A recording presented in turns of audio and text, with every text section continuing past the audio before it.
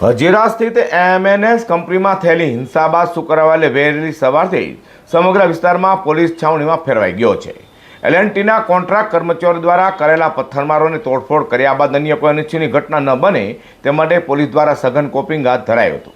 તો સવારથી જ કંપની રાબેતા મુજબ શરૂ થઈ ગઈ હતી. તો તમામ ઇન્ડસ્ટ્રીયલ યુનિટ પર ચુસ્ત પોલીસ બંદોબસ્ત ગોઠવી દેવામાં આવ્યો છે. સુરતના હજીરા સ્થિત એમએનએસ કંપનીમાં થયેલી હિંસા બાદ શુક્રવારે વહેલી સવારથી સમગ્ર વિસ્તાર પોલીસ છાવણીમાં ફેરવાઈ ગયો છે.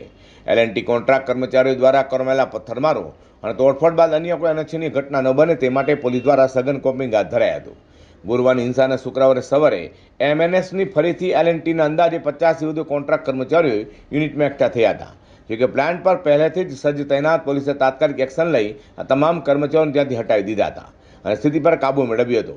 હાલ એમએનએસ કંપનીમાં જે વેતન વધારા બાબતે ઘટના બની હોય ત્યાં પરિસ્થિતિ એકાંત શાંત અને રાબેતા મુજબ થઈ છે અને કામદારોને રૂટીન મુજબ કામ શરૂ કરી દીધું છે. જોકે સુરત શહેર પોલીસના ઉચ્ચ પોલીસ અધિકારીઓ દ્વારા एएमएनएस सहित हजीरा विस्तार इंडस्ट्रियल पट्टा पर चुस्त बंदोबस्त गोठवायो है. हजीरा में स्थित एएमएनएस कंपनी में 26/2/2026 को जो इंसिडेंट हुआ उसके संदर्भ में सूरत सिटी पुलिस जाहिर जनता अपील करना चाहती है कि किसी भी तरह के अफवाहों में आप ना पड़े. जितने भी हमारे सोशल मीडिया अकाउंट्स जो एक्टिव हो रहे हैं जहां से ये फेक न्यूज फैलाई जा रही है उन सभी पर जो हमारी साइबर टीम्स हैं उनकी कड़क नजर है. वो सारे ही सोशल मीडिया अकाउंट्स मॉनिटरिंग हो रही हैं.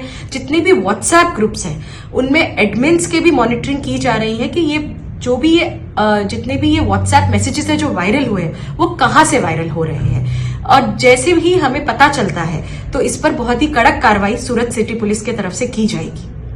હજીરાની એએમએનએસ કંપનીમાં બનેલી ઘટના મામલે પોલીસે કડક કાર્યવાહી કરતા ત્યાં સુધીમાં 40થી વધુ ઓળખાયેલા તોફાની તત્વો સામે હત્યાના પ્રયાસ સહિતની ગંભીર કલમો હેઠળ ગુનો દાખલ કર્યો છે. ઉપરાંત હિંસામાં સામેલ અન્ય હજારો અજ્ઞાત લોકોની ઓળખ કરવા અને તેમની ધરપકડ કરવા માટે પોલીસે સીસીટીવી ફૂટેજ અને મોબાઈલ લોકેશન આધારે તપાસના ચક્રો ગતિમાન કર્યા છે.